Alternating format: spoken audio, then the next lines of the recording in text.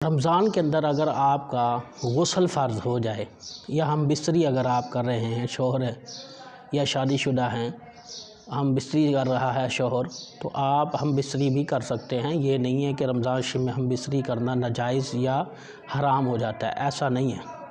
کوئی نہیں کرتا، اس کی مرضی ہے، لیکن ہم بستری کی جا سکتی ہے۔ اگر آپ کا اطلام ہو جائے یا کسی بچی کو حیض آ جائے تو ان کے لیے معاملات جو گئے ایک ڈیفرنٹ ہو جاتے ہیں، الگ سے ہو جاتے ہیں، سیپریٹ ہو جاتے ہیں، تو وہ میں اس ویڈیو کے اندر کلیئر کروں گا۔ اگر کسی بچے نے رات کے ٹائم سویا اور احتلام ہو گیا، اب وہ پہلے سحری کرے یا غسل کرے، تو اس کے اندر بڑی ضروری چیز ہے۔ اب وہ کیا کرے جی؟ اگر سحری کا ٹائم کم ہو تو آپ گرگرا کر لیں اور ناک کی نرم ہڈی تک پانی پہنچا لیں۔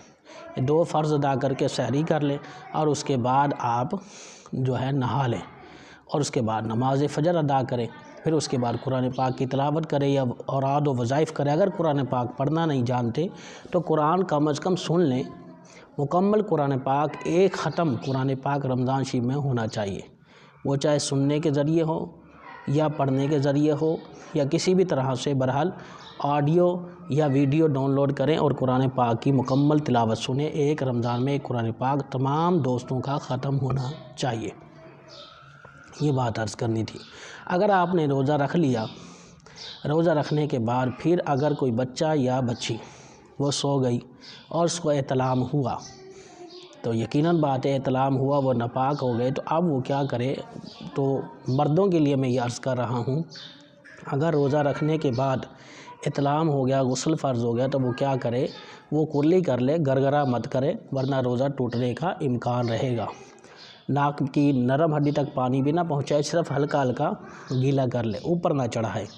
اس طریقے سے کرنے کے بعد پورا بدن جو ہے وہ پاک کر لے اور نماز جو ہے وہ مکمل کرے، نماز بھی پڑھے، سارا کچھ کرے، اور اس کے مغرب کے بعد گرگرا کر لے اور ناک کی نرم ہڈی تک پانی پہنچا لے روزہ کھولنے کے بعد۔ تو اس طریقے سے اگر روزے کی حالت میں اس طرح کی کنڈیشن ہو جائے کسی کے ساتھ، تو یہ تمام چیز۔ اسی طرح اگر کوئی عورت ہے، اس کو حیض آ گیا، ایام مخصوصہ آ گئے، خاص دن اس کے آ گئے، تو روزہ تو اسی ٹائم فوراً وہ ٹوٹ جائے گا۔ وہ گناہ گار نہیں ہوگی، بلکہ روزہ اس خاتون یا بچی کا ٹوٹ جائے گا، اور وہ جتنے بھی اس کے ایام چلیں گے ان دنوں کے جو قضا روزی ہوں گے وہ عید کے بعد رکھے گی۔ اور باقی رہا نماز حیض کے اندر جو ہے ایام مخصوصہ میں 6 دن 7 دن جتنے بھی دن آتے ہیں، تو وہ تمام دن کی جو نمازیں ہوتی ہیں وہ تمام کی تمام معاف ہوتی ہیں۔ تو یہ تھا عورتوں کے لیے، اور یہ میں نے عرض کر دیا تمام مردوں کے لیے۔ اگر آپ کو کسی بھی قسم کی ویڈیو اسلامی ٹاپک پر چاہیے ہو تو مجھے کمنٹ کریں، تاکہ میں اس پر ویڈیو شوٹ کروں اور اپلوڈ کروں، آپ کے لیے صدقہ جاریہ ہو۔